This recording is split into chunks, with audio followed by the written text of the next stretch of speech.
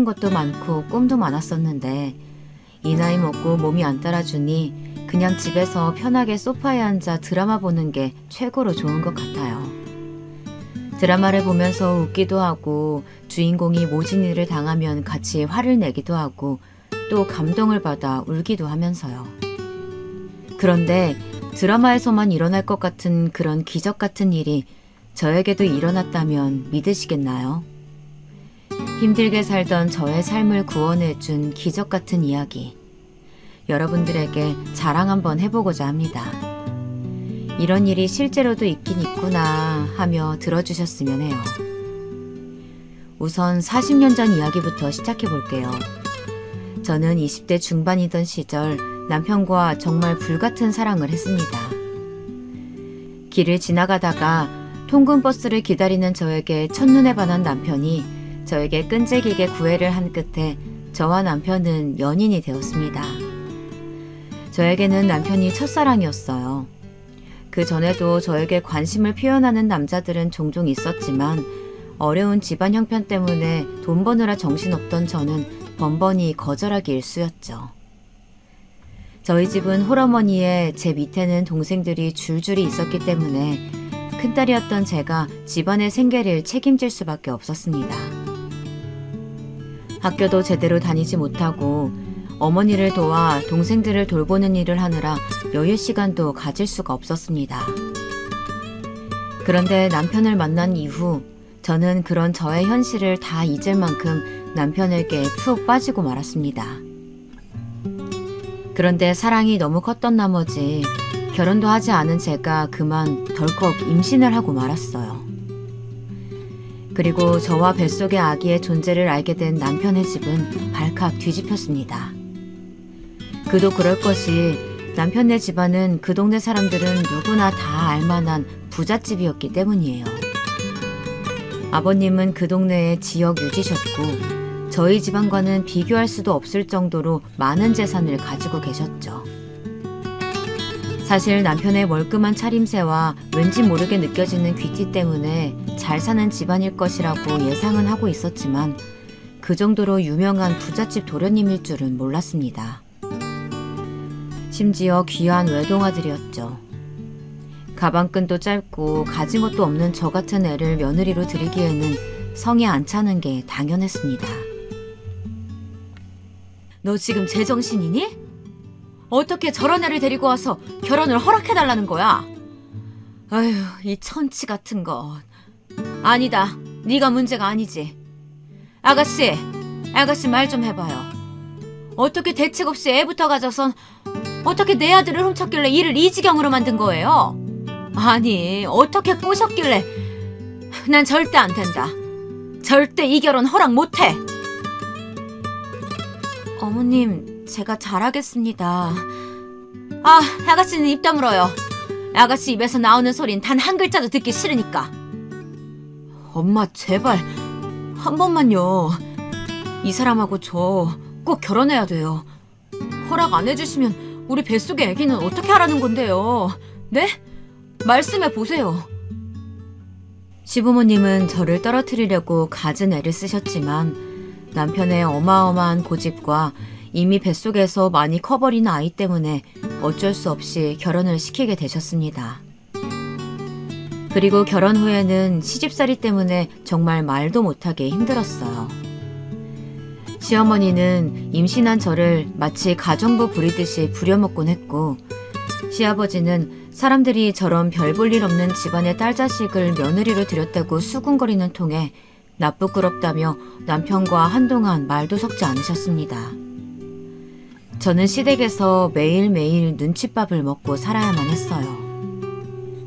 밥을 먹을 때에도 저는 시댁 식구들과 겸상을 할 수 없었죠. 식사 시간이 되면 저는 밥을 다 차린 후 시댁 식구들이 따뜻한 밥상에서 밥을 먹는 동안 부엌에 쪼그려 앉아 남은 찬밥과 김치로 끼니를 겨우 때우곤 했어요.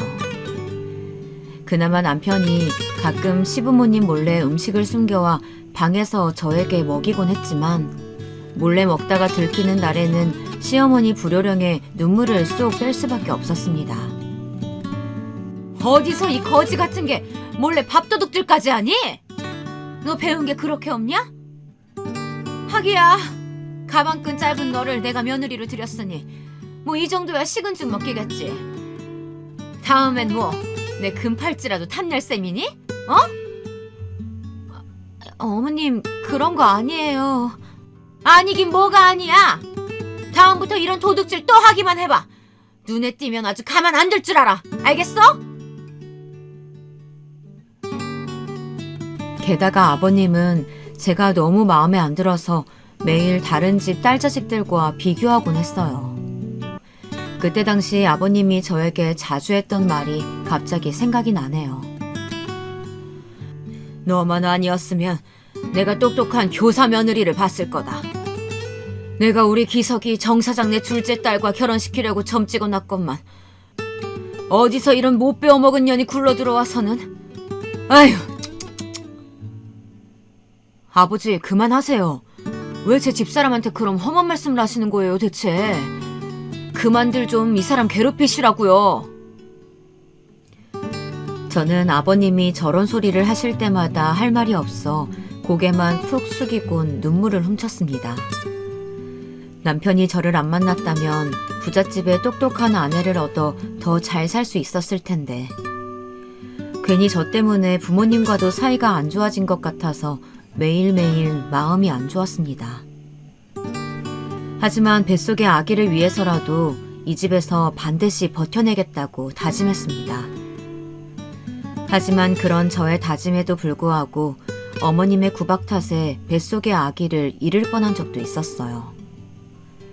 어머님은 제가 만삭이 될 때까지 저에게 온갖 집안일을 시키셨는데 하루는 어머님이 계단을 좀 닦으라고 하시길래 중심 잡기도 어려운 무거운 몸으로 계단 청소를 하던 도중 그만 굴러떨어지고 말았습니다. 굴러떨어지면서 배가 눌린 탓에 고통에 괴로워 비명을 지르자 어머님도 무서우셨는지 병원에 데려가셨어요. 다행히 병원에서 조치를 잘 해주신 덕분에 유산의 위기를 넘기고 아이는 살아남아 주었지만 만약 그날 어머님이 병원에 늦게 데려가셨다면 아이를 잃었을 것입니다. 시간이 지나 지금 생각해보면 어머님은 제가 아이를 유산하길 바라셨던 것 같기도 하네요. 항상 위험한 일만 시키셨거든요. 그런데 막상 진짜로 그렇게 될 것 같자 지레 겁을 먹고 병원에 데려가신 거죠. 그리고 그 일이 있고 몇 달 뒤 저는 떡두꺼비 같은 아들을 출산하였습니다. 저는 내심 아무리 미운 며느리라도 아들 손주 안겨드리면 저를 조금이나마 받아주시지 않을까 기대했어요. 그런데 그런 일은 일어나지 않더군요. 시부모님은 손주 새끼 이뻐할 법도 한데 제가 미워서인지 아이까지 미워하셨습니다. 그렇게 저의 아이는 태어나자마자 자신을 미워하는 어른들 곁에서 자랄 수밖에 없었습니다. 저는 할머니, 할아버지의 사랑도 못 받는 아이가 너무 안쓰러워서 더욱더 이 아이에게 사랑을 주려고 노력했습니다. 남편은 바빠서 잘 때 빼고는 잘 볼 수 없었지만 늦은 밤 아이를 재우고 남편과 둘이서 도란도란 이야기할 때면 하루 동안 힘들고 서러웠던 게 싹 날아가는 느낌이었습니다. 어느 날은 남편이 저에게 묻더군요. 여보, 당신은 소원이 뭐야?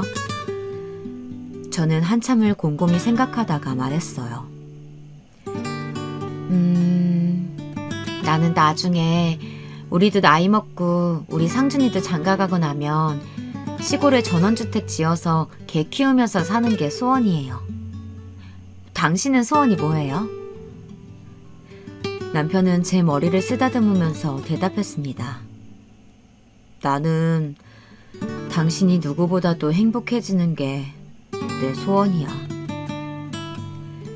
저는 남편의 대답에 부끄러워서 이불 속에 숨고 말았답니다. 결혼을 해서도 이렇게 닭살 돋는 말을 잘하는 남편이었어요. 그렇게 저는 남편 덕에 고된 시집살이를 하루하루 버티며 살아갔습니다.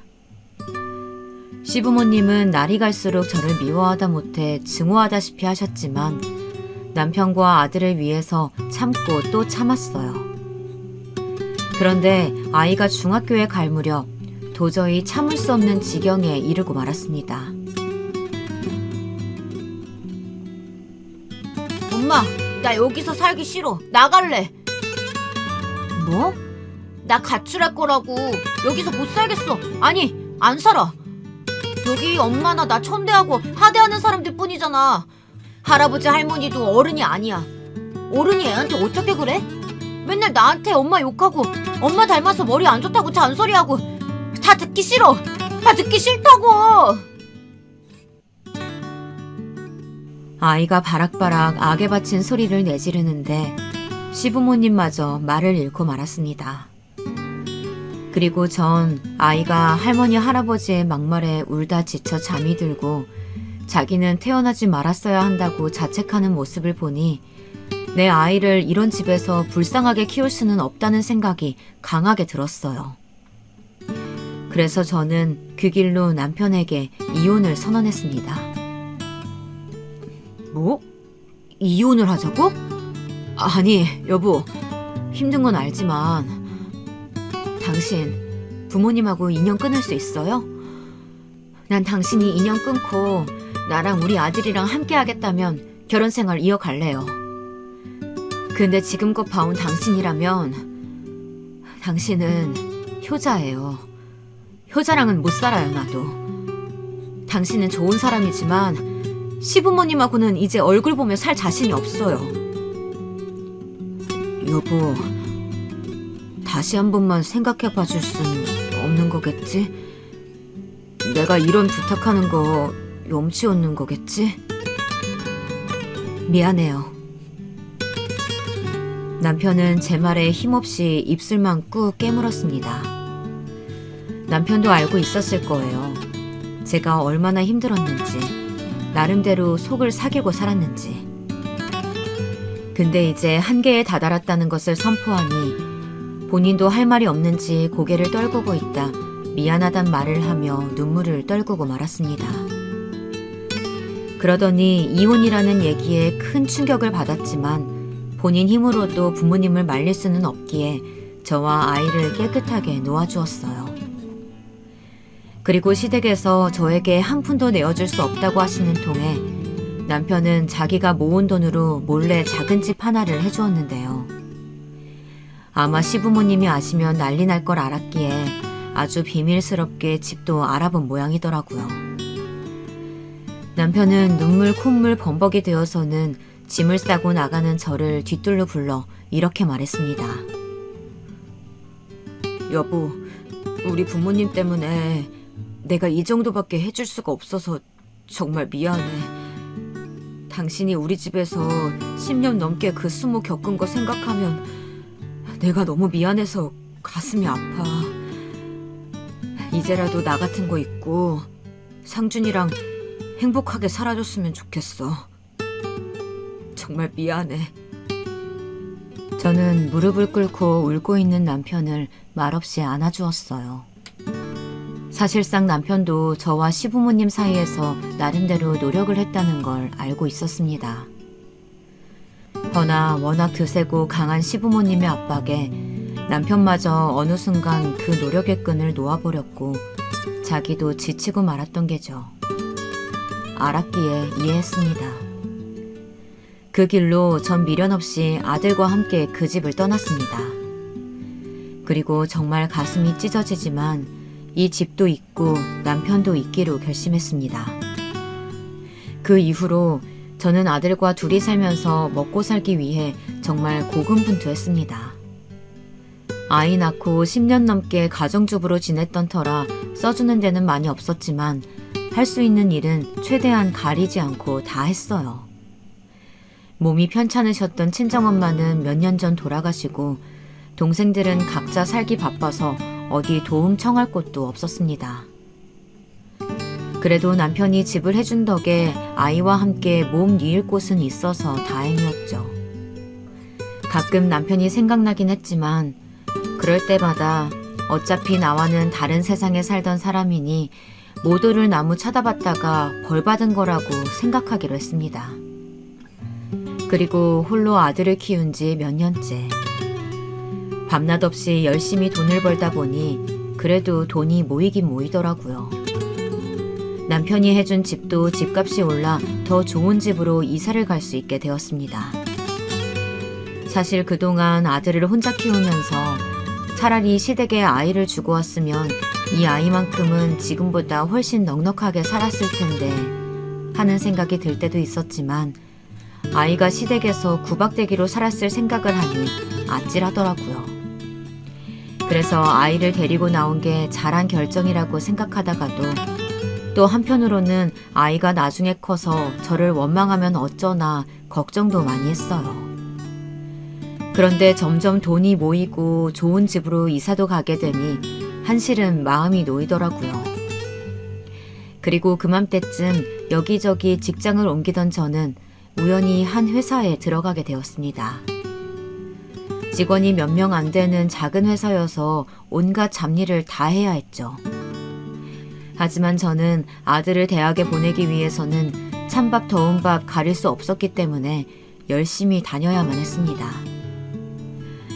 매일 야근에 끼니도 제때 챙기지 못하고 회사 일이라면 만사 제쳐두고 달려들어 붙잡곤 했어요. 그래서인지 아들은 엄마 오늘도 고생했지?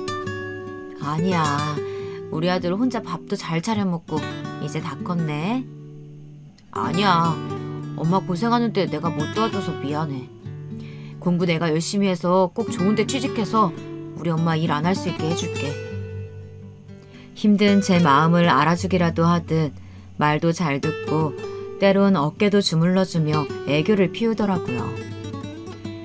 그리고 그렇게 공부를 열심히 하여 엄마를 호강시켜주겠다던 아들은 좋은 대학에 들어가게 되었습니다.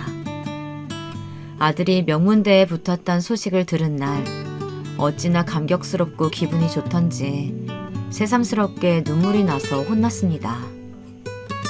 혼자 아이를 키우며 고생했던 일들도 주마등처럼 스쳐 지나가며 스스로 참 장하다는 생각도 들었고요. 그리고 하나 더 좋은 소식은 때마침 제가 다니던 회사도 점점 커져서 이제는 제법 큰 회사가 되어 있었어요. 거의 초창기 멤버였던 저는 꾸준히 회사를 다닌 덕에 아들이 대학을 졸업할 때쯤에는 직급도 꽤 오르게 되었습니다. 사실 저같이 가방끈 짧고 배운 거 없는 사람이 이렇게 되기는 힘들죠. 하지만 제 성실함을 좋게 봐주시고 가족같이 챙겨주시는 사장님 덕에 저는 점점 연봉이 올라 삶의 여유가 생기기 시작했습니다. 이제는 어딜 가서도 커리어 우먼 소리도 듣고 재테크에도 관심이 생겨 돈 불리는 재미도 슬슬 알아가게 되었습니다. 친구들도 가끔 절 보면 나는 네 팔자가 제일 부럽다. 넌 수중에 네 돈 있잖아. 네가 번 돈. 우린 다 남편이 벌어다 준 돈 쓰느라고 맨날 눈치 보여. 나도 그냥 애 키우면서 계속 일할걸. 후회된다. 하면서 부러움 담긴 눈길을 보내곤 했습니다. 그때마다 전 머쓱하게 웃긴 했지만 내심 이 정도면 우리 상준이도 나중에 결혼할 때 저처럼 가난하다고 무시당하지는 않겠구나 했습니다. 그게 다행이었죠. 부자까지는 아니지만 그래도 아들 신혼집 해줄 정도는 되었으니까요. 그런데 호랑이도 제 말하면 온다고 몇 년 뒤 아들은 참하고 이쁜 아가씨를 만나고 있다며 고백을 해오더라고요. 순간 제 얼굴에 화색이 돌았나 봅니다. 그래? 아이고, 그럼 얼른 얼굴 좀 보게 데려와봐라. 응? 엄마도 참, 뭐 그렇게 성격이 급하세요. 그렇게 궁금하세요? 그럼 당연하지. 우리 아들이 만나는 여자인데. 아들이 그간 몇 년 연애를 하는 것 같긴 했지만 이렇게 저한테 말해오는 여자친구는 또 처음이었습니다. 왠지 모르게 이 아가씨와 좋은 인연이 될 것 같다는 생각이 들더라고요. 그리고 역시나 예상처럼 저희 집에 처음 온 날부터 애교 있고 싹싹한 모습을 보이는데 헉 마음에 들었습니다. 내심 이 여자랑 몇 년 만나다가 잘 되었으면 좋겠다는 생각이 들었죠. 그런데 그로부터 한 달 정도 지났을까요? 갑자기 아들이 생각지도 못한 폭탄 선언을 해오더라고요.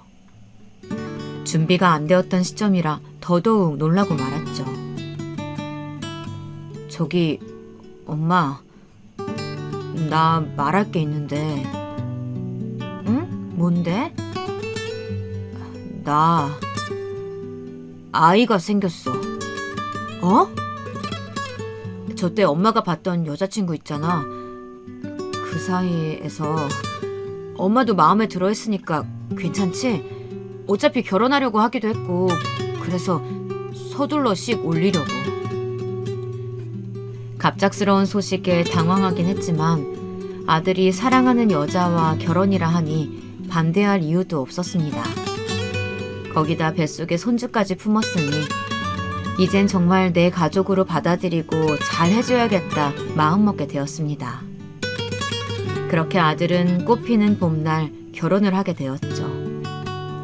새침하고 예쁘장하게 생긴 우리 며느리는 곱게 자랐는지 할 줄 아는 것은 없었지만 혼수로 뱃속에 손주를 데리고 오는 바람에 예뻐할 수밖에 없었습니다.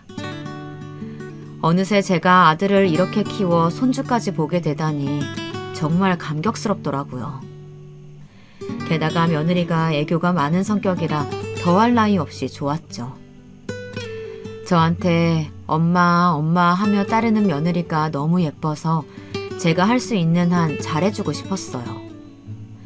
그런데 며느리가 출산일이 다가오자 저에게 부탁을 하더군요. 엄마, 저 아이 낳으면 다시 복직해야 되는데 엄마가 우리 하율이 유치원 갈 때까지만 봐주시면 안 될까요? 그게 내 사정 알잖니. 엄마도 회사를 다니니까. 저는 봐주고 싶은 마음은 굴뚝 같았지만 저도 직장인인지라 봐줄 수 있는 형편이 되질 않았어요. 제가 거절하자 며느리는 저에게 아양을 떨며 사정을 하더라고요. 아이, 엄마 아니면 우리 하율이 봐줄 사람도 없는데 어떡해요. 우리 하율이도 할머니랑 같이 지내고 싶대요. 그렇지, 하율아. 이것 봐요. 하율이가 배를 통통 차요. 우리 하율이가 그러는데 할머니가 너무 좋대요. 배를 쓰다듬으며 뱃속의 손주와 대화를 하듯 애교를 부리는 며느리의 모습에 저는 그만 넘어가고 말았습니다. 그리고 저는 한 가지 큰 결심을 했습니다. 손주를 보기 위해 가족처럼 생각하고 오래 다녔던 회사를 그만두게 되었어요. 사실 사장님께서는 저한테 퇴직이 아닌 휴직 처리를 할 테니 아기가 어린이집에 갈 때까지만 쉬다가 다시 돌아오라고 하셨지만 며느리는 최소 5년은 키워주길 바라는 눈치였고 저도 회사에 그렇게 오랫동안 민폐를 끼칠 수는 없다고 생각하여 사직서를 내게 되었습니다. 그렇게 그동안 잘해주셨던 사장님께 마지막 인사를 드리고 회사를 떠났어요. 그리고 며느리가 예쁜 손주딸을 출산한 후 주 5일을 아들네 집에 출근하기 시작했습니다. 평일에 아들 내외가 출근하기 전 아침 일찍 아들네 집에 가서 하루 종일 손주를 보다가 아들 내외가 퇴근하고 오면 같이 저녁을 먹고 저녁 먹은 후 며느리가 씻고 나오면 그때 손주를 넘겨주고 집에 돌아가는 일상이었습니다. 사실 이 나이 먹고 아이를 보는 게 힘에 부치긴 했지만요. 퇴근하고 온 아들 며느리 부실하게 밥 먹는 게 싫어서 손주가 낮잠 자는 시간에 틈틈이 찬거리도 만들곤 했죠. 그렇게 하루 종일 아들네 집에 있다가 집에 오면 이미 깜깜해진 늦은 저녁이라 씻고 TV 조금 보다가 자면 하루가 마감되었습니다. 평일에 쉬는 날도 없이 무리해서 손주를 봐주다 보니 주말에는 거의 시체처럼 누워만 있기 일쑤였습니다. 어쩌면 회사 다닐 때보다 훨씬 힘든 일상이었던 것 같아요. 하지만 그렇게 힘든 와중에도 손주만 보면 너무 예뻐서 저절로 발걸음이 아들네 집으로 향했던 것 같네요. 아들 내외는 제가 아이도 봐주고 살림도 간간히 도와주는 걸 대단히 고맙게 생각하더라고요. 퇴근하고 온 아들은 밥 먹은 후 제 어깨를 주물러 주기도 하고, 며느리는 여전히 애교를 부려가며 저한테 고마운 마음을 표현하곤 했어요. 엄마, 하율이 보느라 바쁘셨을 텐데 언제 이런 반찬은 다 하셨어요. 아우, 진짜 둘이 먹다가 하나가 죽어도 모를 정도로 맛있어요. 역시 우리 엄마 최고. 그래? 맛있니? 아유, 다행이구나. 많이들 먹어라. 며느리가 제가 만든 반찬이 너무 맛있다며 호들갑까지 떨어가며 칭찬해주니 저도 어깨가 으쓱하더라고요. 시어머니라면 질색팔색하고 싫어하는 며느리들이 많은데 우리 며느리는 그런 것도 없이 저를 너무 잘 따르고 좋아해주니까 그렇게 예쁠 수가 없었습니다. 주변에서도 우리의 이런 관계를 신기해 하더라고요. 보통 고부 갈등이 있기 마련인데 잘 지내는 관계가 참으로 보기 좋다면서요. 제 친구들도 며느리는 몇 번 본 적이 있었는데 시어머니 공경을 참 잘한다고 칭찬이 자자했습니다. 그렇게 나이가 들고 나니 어느 날 문득 홀로 아들을 키우며 힘든 때도 많았는데 이렇게 아들이 예쁜 새 식구를 둘이나 데려와 화목하게 지낼 수 있게 되니 이제 제가 가진 모든 것을 이 아이들에게 주어도 좋겠다는 생각이 들었어요. 그래서 몇 년이 지나 손녀딸이 유치원에 들어갈 때가 되자 저는 제가 가진 모든 재산을 이 아이들에게 주고 남은 여생을 지금처럼 행복하게 살기로 결심했습니다. 그런데 친구들은 이를 두고 조금 반대를 하더라고요.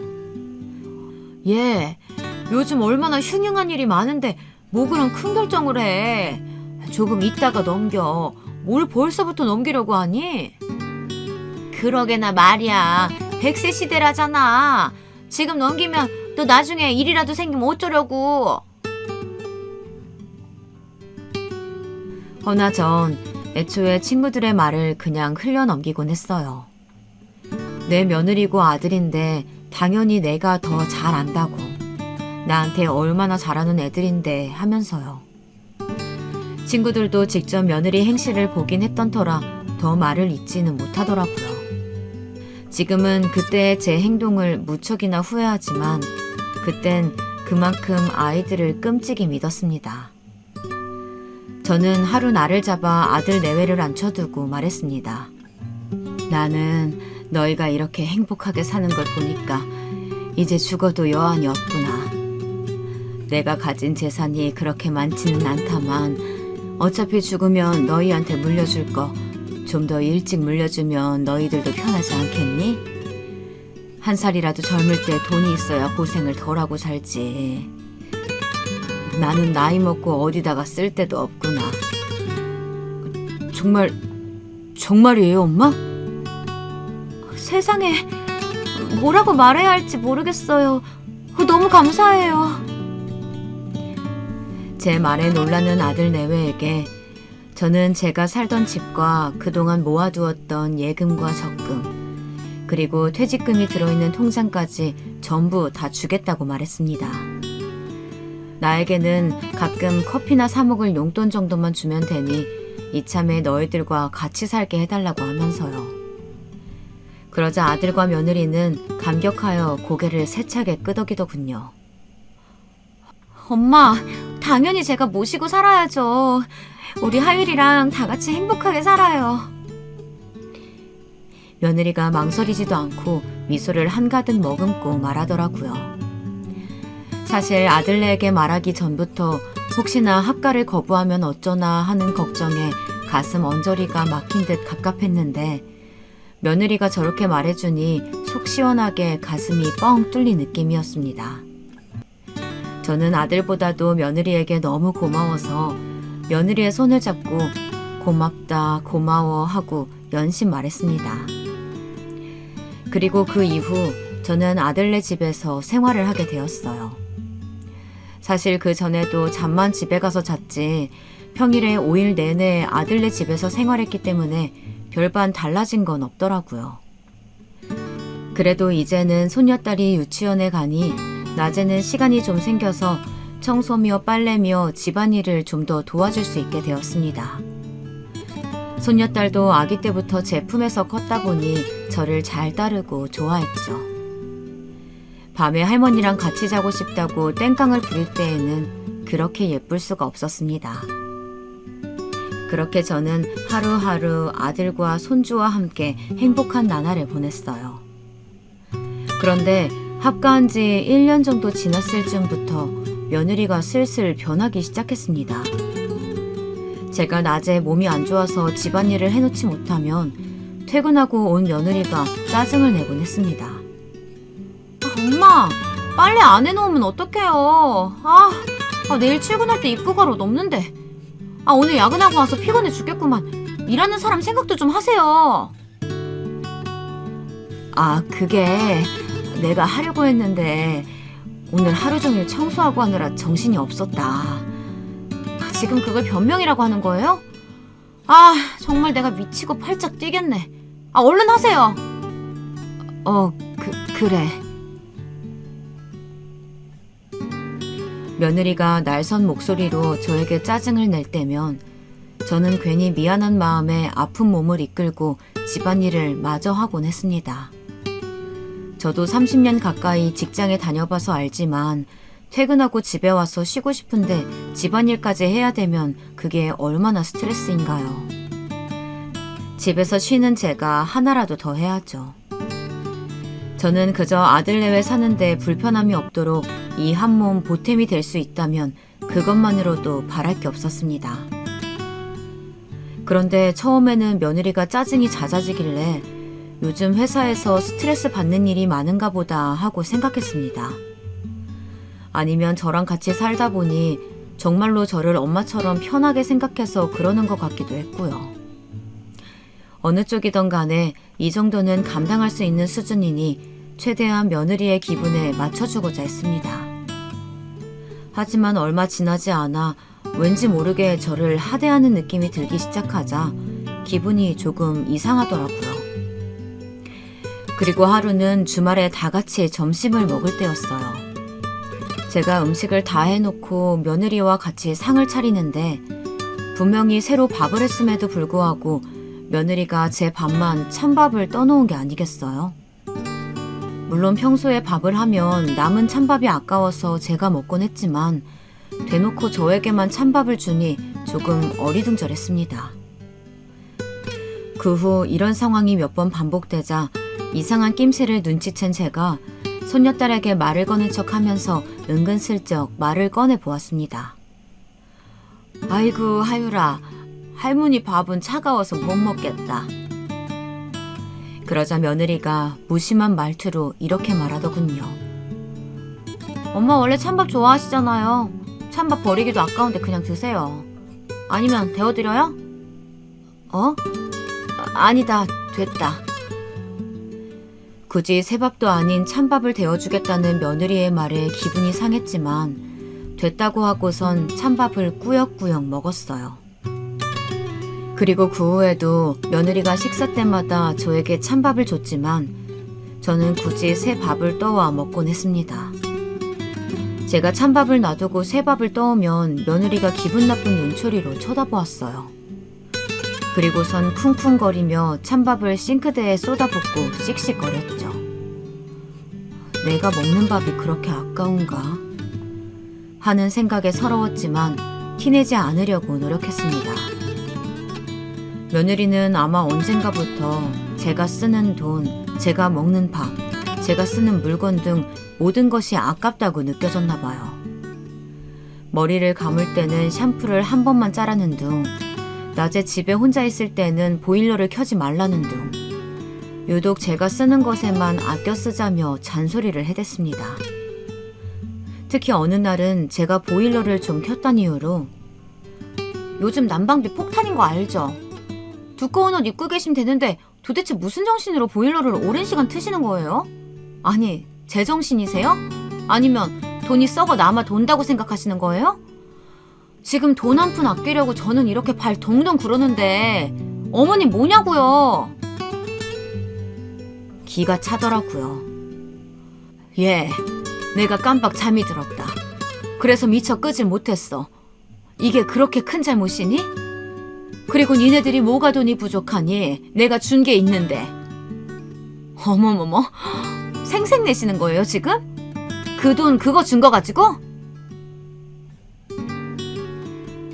그날의 싸움으로 전 한 달간 며느리와 냉전 상태에 들어갔고 나중에 아들이 중재해 겨우 화해를 했습니다. 그런데 참 서럽더군요. 겨울이면 지들 외투는 두세 벌씩 사면서도 저는 10년 된 패딩 하나로 버티겠고요. 여름에는 노인네가 뭔 더위를 타냐며 에어컨도 못 켜게 했습니다. 심지어 여기서 더 서러웠던 건 며느리가 지 엄마한테 그렇게 하는데도 아들내미는 본 척 만 척 신경도 안 쓰더라고요. 얘야, 내가 솔직히 좀 힘들다. 잔소리가 보통이 아니야. 내가 이 나이 들어서도 저런 잔소리 듣고 있어야겠니? 네가 아들이면 중재를 좀 해다오. 응? 엄마, 뭐 그 사람 말 틀린 거 있나? 뭐야? 아, 그렇잖아요. 나도 저 사람도 돈 버느라 힘드니까 엄마한테 그냥 속풀이 좀 하는 거지. 아, 나이 드신 양반이 이해 좀 해주면 되지. 왜 그런 걸 가지고 삐져요, 삐지긴. 아, 그냥 엄마가 이해해. 엄마가 이해하면 모두가 편할걸. 아휴, 참 엄마도 쪼잔스럽게. 맥없이 저런 말을 듣고 있는데 참 자식 키운 세월이 참 덧없고 보람없게 느껴지더라고요. 내가 저 아들을 키우면서 행복했던 시절이 컸기에 허망함도 그만큼 더 컸던 것 같습니다. 그리고 문제가 하나 더 생겼죠. 처음에 합가하면서 제가 얘기했던 용돈, 그것도 날이 갈수록 액수가 적어졌습니다. 어차피 저도 어디 막 나가서 돌아다니는 성격도 아니고 집에 있는 날이 많으니 돈 쓸 일이 많지 않아 큰 돈을 바라진 않았어요. 그래서 처음에는 한 달에 40만 원씩 받기로 했었는데 그 돈도 저에게는 넉넉하더라고요. 평생 직장 생활만 해서 그런가 동네에 커피 한 잔 마실 사람도 없고 친구들도 멀리 살고 딱히 취미가 있는 것도 아니어서요. 그냥 낮에 손녀딸 유치원 보내고 남는 시간에 동네 한 바퀴 돌다가 붕어빵이나 군고구마 장수가 있으면 한 봉지씩 사오거나 가끔씩 손녀딸 장난감이나 옷을 사주는 데에는 충분한 금액이었습니다. 그런데 언젠가부터 생활이 빡빡하다면서 금액을 줄이기 시작하더니 나중에는 한 달에 10만 원으로 줄여버리더라고요. 어차피 잘 나가지도 않는데 그 돈이면 충분하지 않냐고 하면서요. 이건 좀 아니다 싶어 반박을 하니까 눈이 휘둥그레질 만한 말을 하더라고요. 얘, 10만 원? 10만 원은 좀 나도 사람 사는 것처럼은 살아야 할 거 아니야. 엄마, 그게 사실 이이가 요즘 사업을 하고 싶대요. 그래서 돈 지출이 많아요. 엄마가 이해 좀 해주세요. 뭐? 사업을 한다고? 아들이 사업을 한다는 것이었어요. 갑작스럽게 웬 사업이냐고 하니까 자기 평생 꿈이 사업하는 거였다며 무슨 커피 가게를 차린다고 하더라고요. 제 아들이니 아는 사실이지만 아들은 뭔가 장사에는 어울리는 사람은 아니었습니다. 바로 걱정부터 앞서는데 자기가 알아서 다 하겠단 말에 그냥 응원해주는 게 최선이었습니다. 한편 용돈이 10만 원으로 줄고 나서 예전만큼 손녀딸 장난감을 자주 사줄 순 없었지만 그래도 아들네 먹고 사는 게 팍팍하다니 아껴 써야겠다 생각했습니다. 그런데 10만 원으로 줄인 것까지는 괜찮았지만 현금으로 주던 용돈을 어느샌가부터 카드로 주기 시작하니 점점 눈치가 보이더라고요. 며느리가 체크카드에 딱 10만 원만 넣어서 저에게 주었는데 제가 어디 가서 카드를 긁을 때마다 며느리에게 문자가 가다 보니 감시를 당하는 느낌이 들었습니다. 제가 뭘 쓰든 상관을 안 하면 괜찮지만 문자가 날아갈 때마다 며느리가 저에게 전화해서 꼬치꼬치 따지곤 했거든요. 하루는 낮에 동네를 산책하다가 새로 오픈한 커피숍이 있어서 들어가 봤습니다. 유명한 프랜차이즈 커피숍이었는데 커피를 안 마신 지도 한참 되어서 한 잔 사보았어요. 오랜만에 따뜻한 커피를 들고 산책을 하니 직장 다닐 때 생각도 나면서 너무 좋더라고요. 그런데 그때 며느리에게서 전화가 걸려왔습니다. 전화를 받자마자 며느리는 다짜고짜 저에게 따지더군요. 엄마, 돈이 썩어 넘치죠 지금? 무슨 집에만 있는 사람이 그렇게 비싼 커피를 사 먹어요? 집에 내가 믹스커피 사다 놨는데 그거 드시면 되죠. 누가 보면 아주 커리어 우먼인 줄 알겠어요. 정 먹고 싶으면 집 앞에 1,500원짜리 아메리카노도 파는데 굳이 왜 비싼 데 가서 드시는 거예요? 저는 당황하여 순간 말이 안 나왔지만 숨을 내쉬고 침착하게 얘기했습니다. 아니 집 앞에 새로 커피숍이 오픈했길래 한번 가봤는데 내가 금액까지는 생각을 못했네. 그래 네가 요새 돈 버느라 힘들 텐데 내가 좀 생각이 짧았다. 제가 언짢은 기분을 숨기고 수그리듯 말하자 며느리는 기세등등해져서 더 언성을 높였습니다. 알면 좀 조심하세요. 그렇게 쓸데없는 데다가 돈 쓸 거면 용돈 더 줄일 수밖에 없어요. 아시겠어요? 어디 5만 원으로 줄여드릴까요? 며느리의 성화에 저는 풀이 죽은 목소리로 알겠다고 조심하겠다고 대답할 수밖에 없었습니다. 모아놓은 돈과 퇴직금까지 탈탈 털어 아들 내외에게 줘버린 탓에 제 수중에는 10,000원 한 장 없었으니까요. 더군다나 언젠가부터 용돈 외에는 일절 저에게 돈을 쓰지 않는 아들 내외 때문에 사소한 병원 진료비 같은 것도 최대한 용돈으로 해결해야 했는데요. 이런 상황에서 괜히 며느리의 심기를 건드렸다간 제 삶만 더 힘들어질 뿐이었습니다. 그리고 며느리는 제가 쓰는 병원비도 아까워했기 때문에 저는 항상 감기에도 걸리지 않도록 조심했습니다. 30여 년 전 아들을 낳았을 때 산후조리도 하지 못하고 시집살이에 고생만 한 탓에 무릎이며 허리며 성한 곳이 없었지만 물리치료를 다니고 싶다고 말하기에도 눈치가 보여 꾹꾹 참기만 했습니다. 그러다가 어느 날 빨래 바구니를 옮기던 저는 그만 손목을 삐끗하고 말았습니다. 처음에는 살짝 욱신거리기만 했는데 다음 날이 되니 손목이 부어서 잘 움직여지지 않더라고요. 살짝만 움직여도 시큰거리고 바늘로 찌르는 듯이 아픈 탓에 집안일에 손을 댈 수가 없었습니다. 어쩔 수 없이 저는 병원을 가야겠다고 며느리에게 말을 했어요. 하율 엄마야, 내가 어제 손목을 삐끗했는데 뭐가 잘못됐는지 손목이 퉁퉁 부어서 움직일 수가 없네. 내일 병원에 좀 가야 될 것 같은데 병원비가 좀 모자라서. 그러자 며느리는 제 손목을 힐끔 보더니 말하더라고요. 그거 그냥 얼음찜질하면 낫는 거 아니에요? 굳이 병원에 가셔야 돼요? 괜히 병원에 돈 갖다 바치지 말고 그냥 얼음찜질이나 해보세요. 며느리의 매정한 말에 저는 어쩔 수 없이 며칠 더 지켜보기로 했습니다. 하지만 얼음찜질을 해보고 마사지도 해보고 했지만 손목의 통증은 점점 더 심해질 뿐이었습니다. 그래서 며느리에게 다시 한번 얘기를 해보았는데 며느리도 제가 손목 때문에 집안일을 못하자 그건 또 그것대로 불만이었는지 빨리 병원에 다녀오라며 카드를 던져주더군요. 저는 바닥에 떨어진 카드를 주우면서 너무 서러웠지만 한마디 말도 못하고 돌아섰습니다. 그리고 며느리가 준 카드로 병원에서 며칠간 치료를 받으니 점점 상태가 호전이 되더라고요. 이제는 집안일도 다시 할 수 있게 되었습니다. 그런데 그 병원비 사건 이후로 며느리가 저에게 대놓고 면박을 주기 시작했어요. 하루는 제가 집안일이 밀려 아들 내외 먼저 저녁을 먹게 한 후 혼자서 늦은 저녁을 먹고 있었어요. 대충 밥 한 그릇 떠다가 있는 반찬에 먹고 있는데 씻고 나온 며느리가 저를 확 쏘아보더니 소리를 빽 지르더라고요. 아휴, 밥은 또 진수성찬을 차려먹네. 언제까지 밥만 축낼 거예요? 낮에 할 일도 없으면서 밥만 축내지 말고 일이나 좀 해요.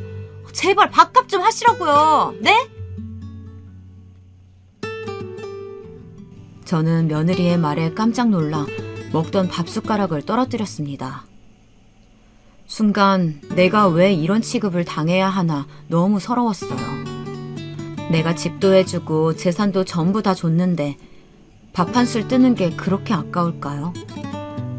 분명 예전에는 애교도 많고 이쁜 짓을 많이 하던 며느리였는데 지금은 그저 저를 식충이로만 보고 경멸하는 그런 사람이 되어 있었습니다. 저는 목에서 뭐가 콱 막힌 듯 넘어가지 않아 먹던 밥을 치우고 자리에서 일어났어요. 밥값이라고 했니? 밥값 충분히 하지 않았니? 내가 사준 집에서 내가 가정부 노릇하며 이날 이태껏 살고 있는데 이 정도로도 부족해?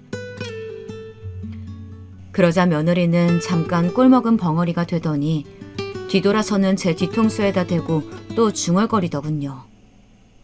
밥은 왜 또 남기고 난리야. 아까운 줄도 모르고. 아우, 속 터져.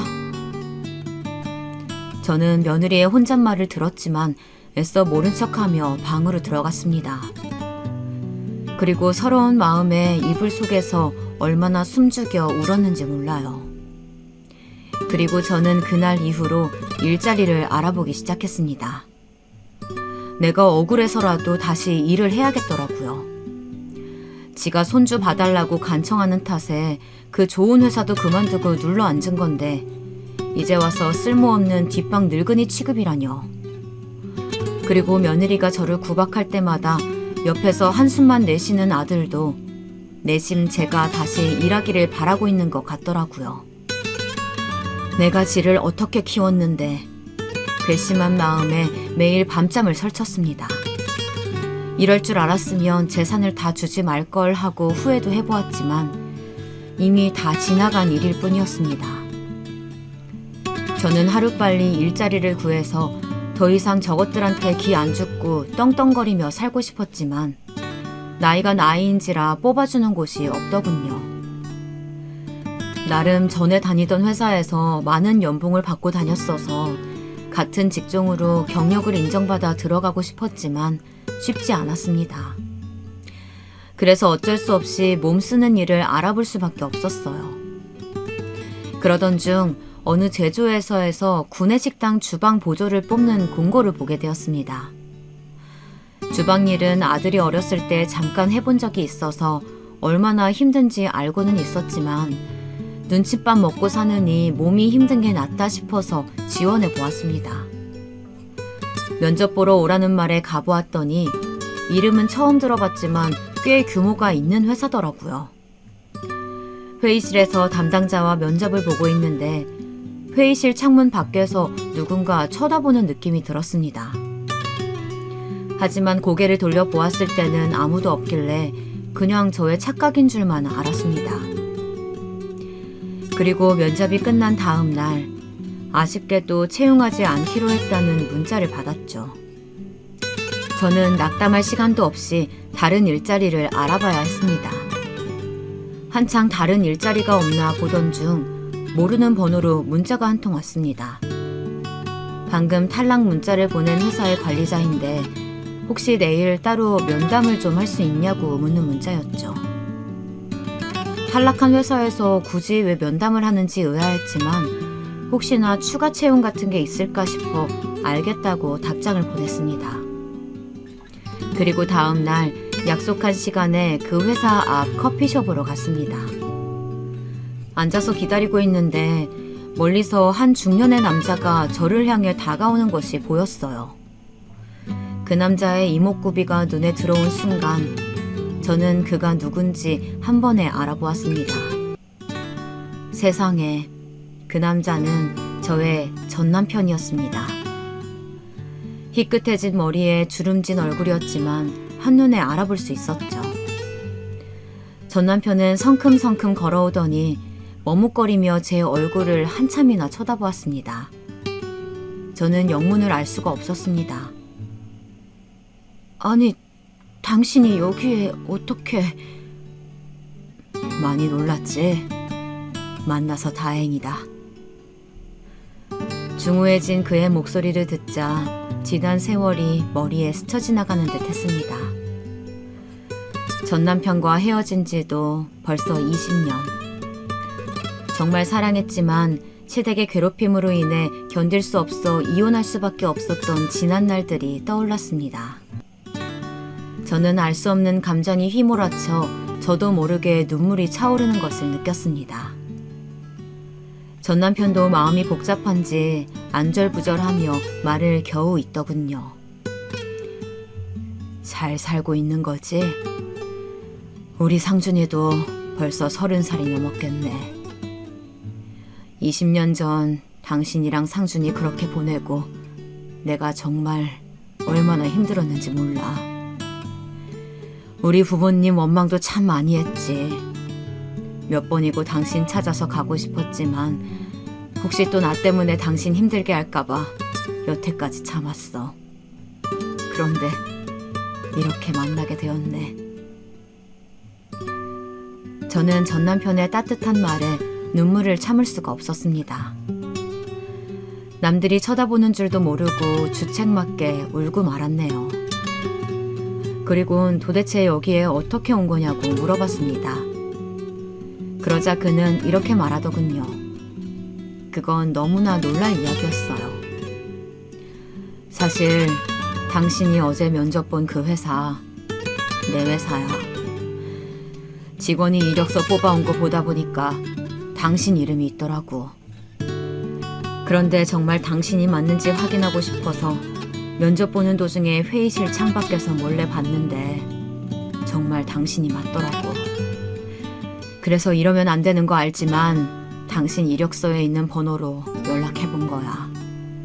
당신이 안 나올까봐 걱정했는데 나와줘서 정말 고마워. 반가운 마음에 아무 말도 하지 못하고 울기만 했어요.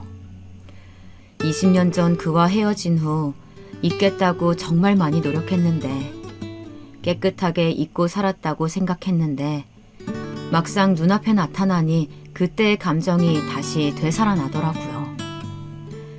전 남편은 저를 만나기까지의 이야기를 들려주었습니다. 그는 저와 헤어진 후 부모님 성화에 여러 번 선을 봤지만 저를 잊을 수 없어 재혼은 하지 않았다고 합니다. 일만 열심히 하면서 살아왔다고 하더라고요. 아버님한테서 받은 재산으로 사업을 시작했는데 그게 잘 풀려서 계열사를 몇 개 가지게 되었고 그 중에 하나가 제가 면접 본 그 회사라고 합니다. 그리고 몇 년 전 부모님 두 분 다 돌아가셔서 지금은 완전히 혼자라고 하더라고요. 저의 손을 어루만지며 한참을 얘기하던 그는 갑자기 제 얼굴을 빤히 보더니 저에게 묻더군요. 당신 근데 많이 수척해 보이네. 어디 아픈 데라도 있는 거야? 상준이가 속이라도 썩여? 저는 말해야 할지 말아야 할지 고민하다가 결국 모든 것을 얘기했습니다. 전 남편과 헤어진 후 어떻게 살았는지, 그리고 아들을 결혼시키고 전 재산을 준 후 지금 하루하루 눈칫밥을 먹으며 서러움에 매일 눈물로 밤을 지샌다는 이야기까지요. 왜 그런 긴 이야기를 늘어놓았는지는 모르겠지만 그 순간 내 마음을 알아주는 사람이 있다는 것에 안도했는지 주저리 눈물을 쏟으며 말하고 말았습니다. 전 남편은 제 긴 이야기를 들으며 얼굴이 울그락불그락해지더니 테이블을 주먹으로 쾅 치더라고요. 내 상준이 이놈 새끼 가만 안 둬. 아무리 내 아들이라지만 지 마누라가 엄마한테 그 짓거리 하는데 그걸 보고만 있단 말이야? 안 되겠어 당신. 지금 나랑 어디 좀 같이 가. 전 남편은 제 손을 잡아 끌어 커피숍 밖으로 나가더니 저를 차에 태웠어요.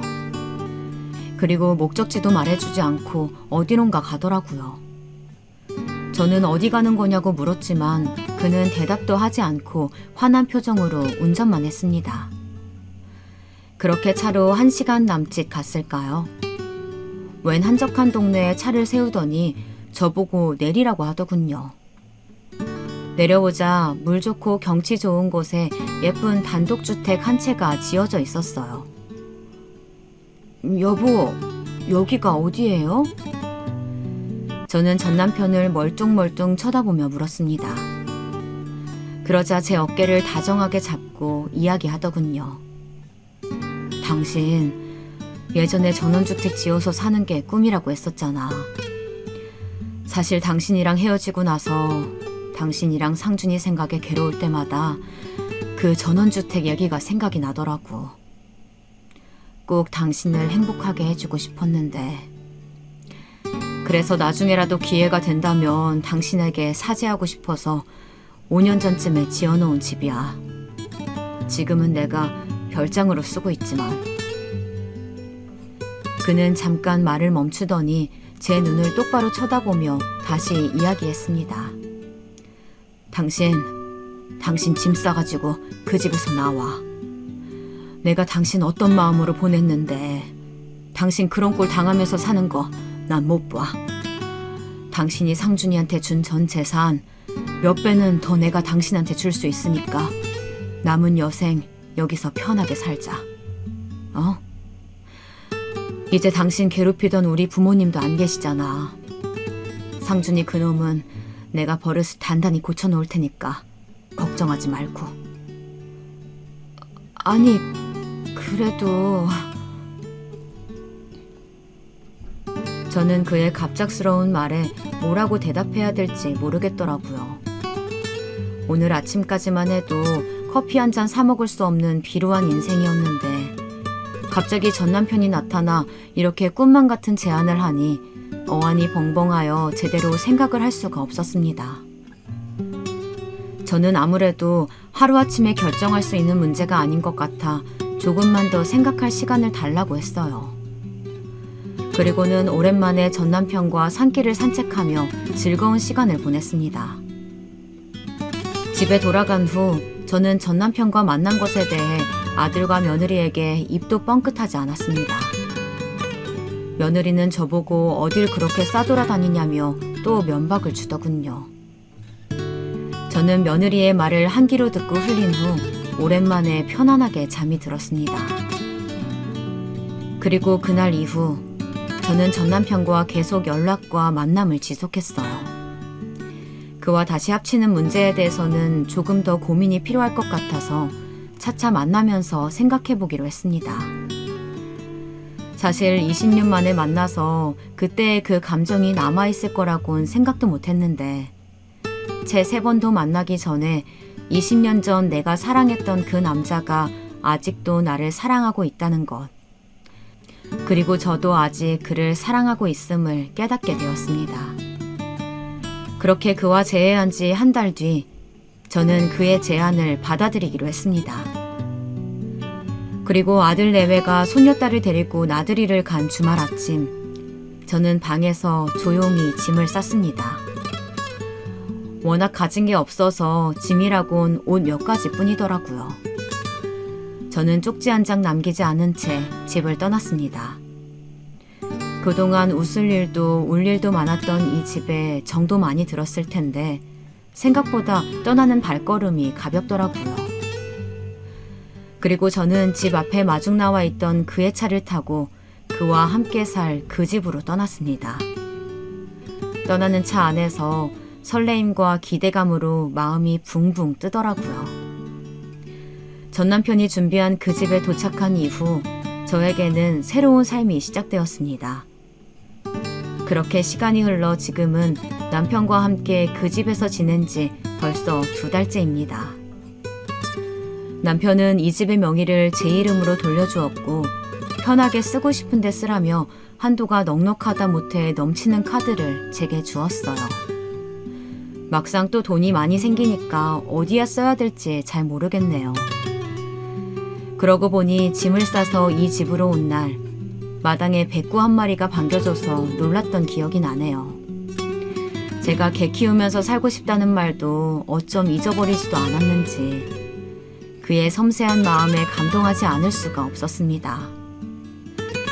집은 또 얼마나 아늑하게 꾸며놨는지 소파에 앉아 책만 읽고 있어도 따뜻한 햇살에 스르륵 잠이 들 것만 같은 기분이었습니다.